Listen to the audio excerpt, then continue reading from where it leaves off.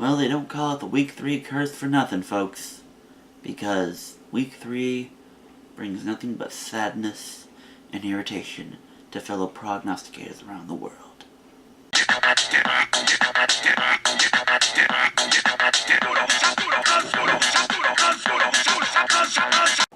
But that won't happen to us this week.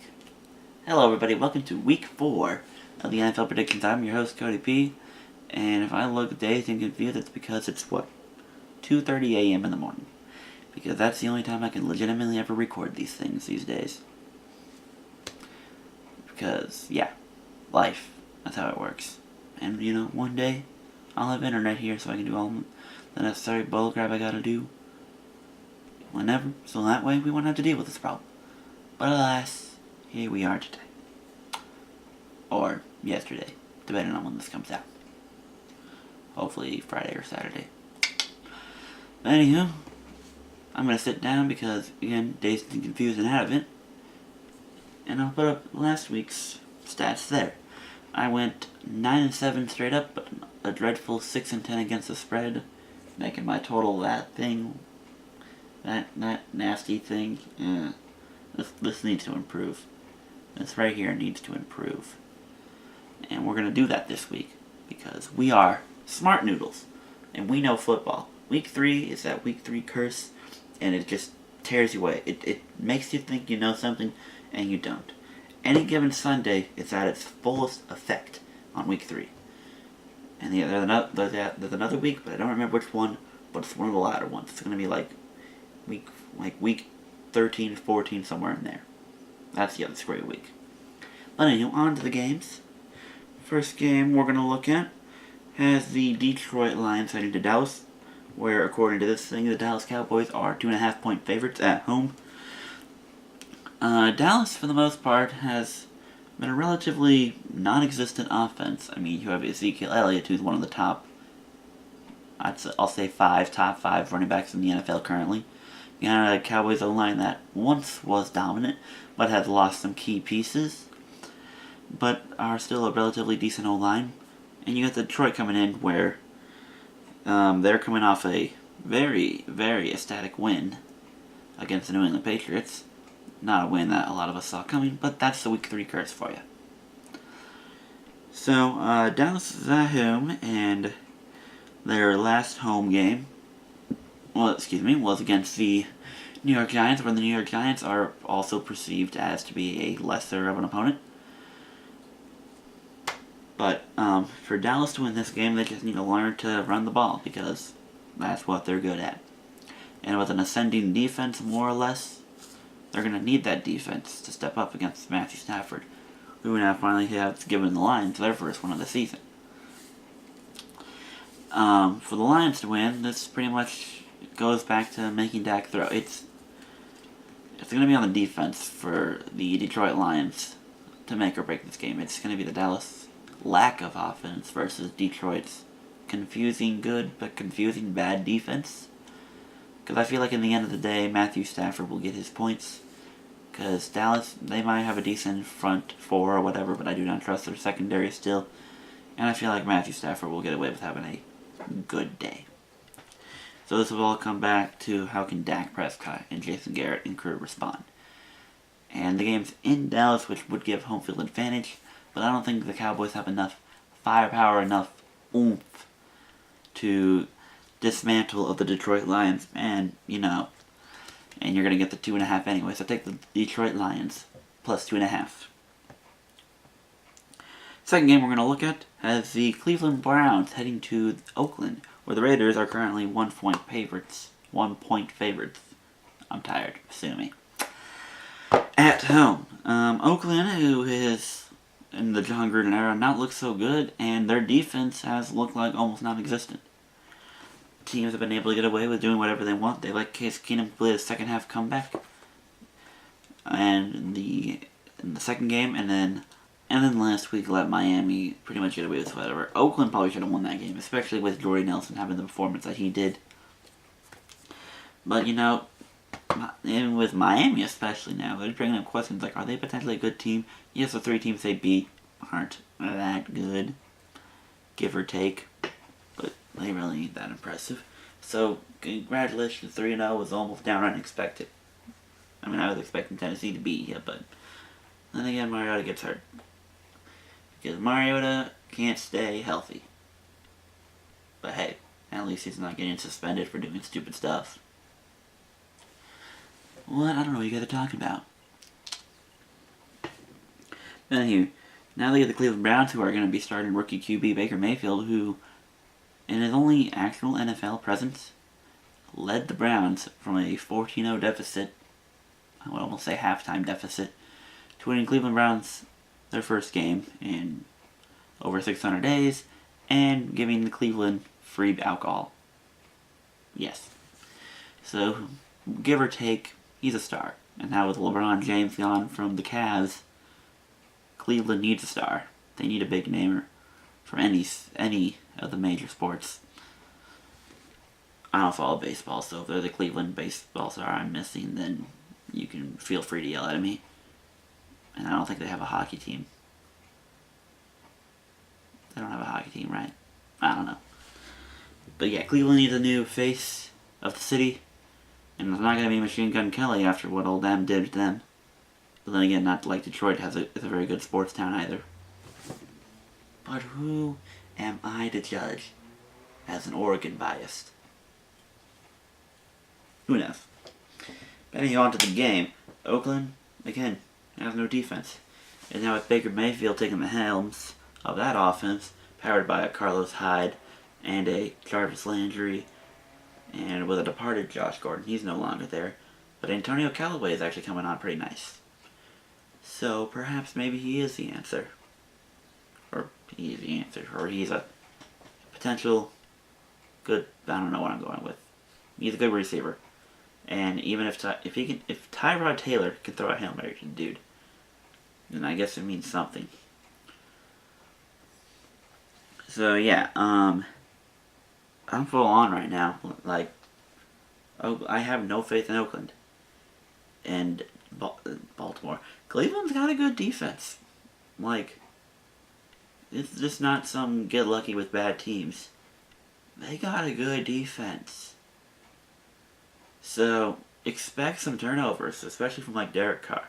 Derek Carr has been really degressing since that should have been close to, probably not, MVP season he had before breaking his leg. And now with that, we're having worries with Carson Wentz that he might fall into that Derek Carr position. I don't think he will, but they're both so young in their careers that we can get away with it. But yeah, Cleveland's got a defense, and with Baker Mayfield, they might have an offense. So, it's essentially a pick 'em in this, but I'm sure the spread's higher on my actual thing when I get that updated idea. But I like Cleveland to win, and they're the underdog anyway, so you're going to get the points anyway.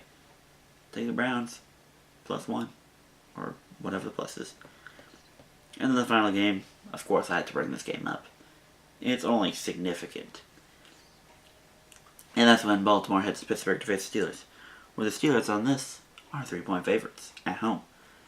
The New Age rivalry. Yes, the Packers and the Bears get the historic standpoint, but the nowadays stuff definitely goes to the Baltimore-Pittsburgh games. And Pittsburgh now getting their first win of the season. Thought you'd never be saying that in week 3.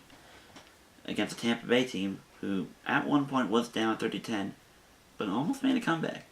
They were really close to a comeback, so it really says a lot about Pittsburgh defense when Ryan Fitzpatrick can throw 3 picks in the first half, and then we get one good drive or one defensive stop away from potentially winning that game and taking it back from Pittsburgh.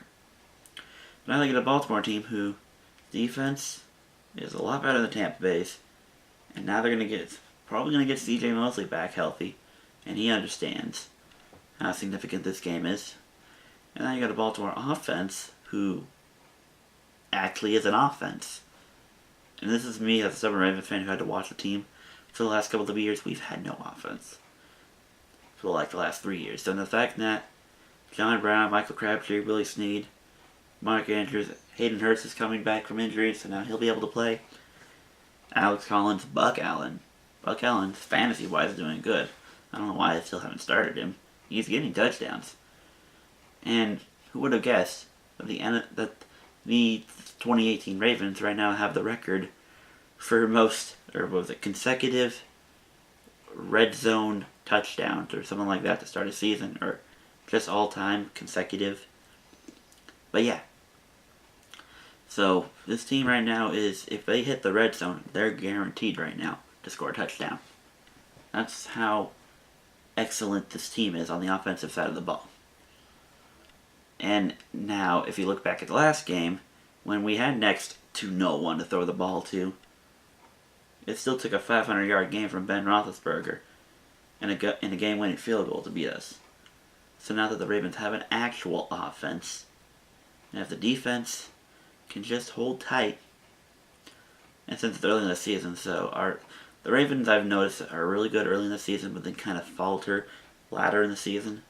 And that's what killed us over these last couple of years. We needed that Week 17 win or Week 16 win to get into the postseason, and we kind of faltered.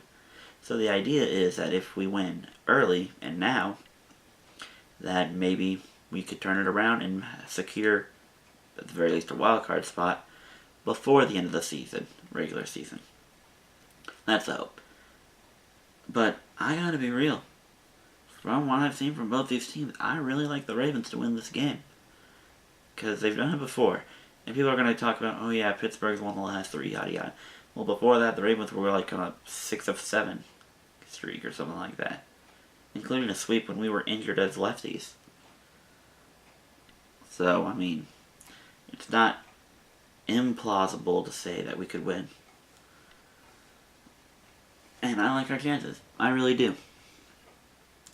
So, though the odds favors don't take it, and a lot of people are going to take Pittsburgh anyway, I think you can take the chance. Because I think Baltimore has played well enough that they will challenge Pittsburgh for the division. Cincinnati is irrelevant. I don't expect them to be that colder for that long. So you can take the Ravens +3. And straight up. I move here, this slides down, I give you my picks.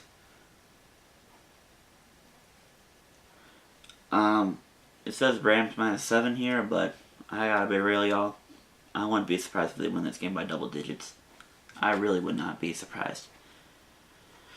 After that beatdown against the Bills, yes, I know it's just a flimsy flaw week and the Vikings are still going to be Super Bowl contenders, more or less.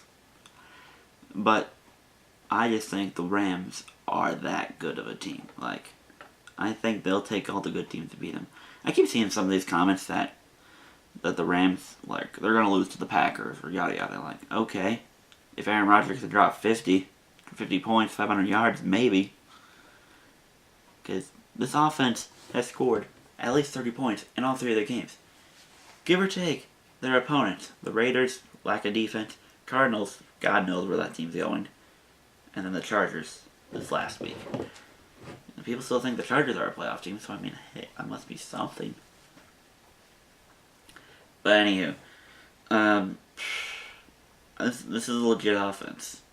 And with Minnesota, with their questionable defense, it hasn't looked that good. I know we want to say they're one of the best defenses in the NFL, but if you really look at the stats, they've given up a lot of points in their last couple of games. And now just to get the manhandled like they did against the Bills, they got to be discouraged. And it's a Thursday night game. So it's a lose-lose either way. Falcons against the Bengals games, I'm expecting a shootout on that. I'll take Matt Ryan over Andy Dalton, though. This Bucs-Bears game's got me back and forth. But if Ryan Fitzpatrick can be half of what he is, then I think the Bucs will get away with this win.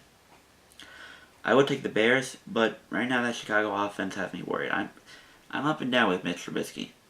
I'm not sure yet whether or not I want to believe he is the guy. I mean, I'm sure he's going to be the franchise quarterback for the next couple of years, but little doubtful that he's there now. This team is all defense, and I mean, it's going to take Khalil Mack and that defense to win this game, if they really want it. I don't like taking double-digit minuses, period, but as for Green Bay and the Chargers, especially with the Jimmy G injury now, the Niners are going to be completely irrelevant. Texans Colts toss-up, I'm taking the home team. Seattle Cardinals, yeah, Seattle sucks on the road in September. But this is the Arizona Cardinals, and they always beat them in Arizona. So irrelevant. And yeah, the Chiefs will beat the Broncos a mile high. They beat them last time, even when Patrick Mahomes had a bad game at the end of Week 17 last year. But then again, they also had really incompetent quarterbacks. So you tell me. I don't know. There's that. Get out of here quickly. We're going to hurry this up. Fantasy-wise, I've won both my games. Doing really well. Not much to talk about. That's that. And we're hoping for a good, smiling, happy week. Because, yeah, we want good predictions. I want to get back over 500, because I think this one was under 500 and the other one was like borderline 500. So we want to get those both over 500. That'd be great. I'm tired. I'm going to bed. This is your boy CRP of the TBCC. We say meow, we roll intros. And if I were old enough to, I'd be taking the man's money as well, but allegedly I'm not. So, oh well. And with that, I sign off. Adieu.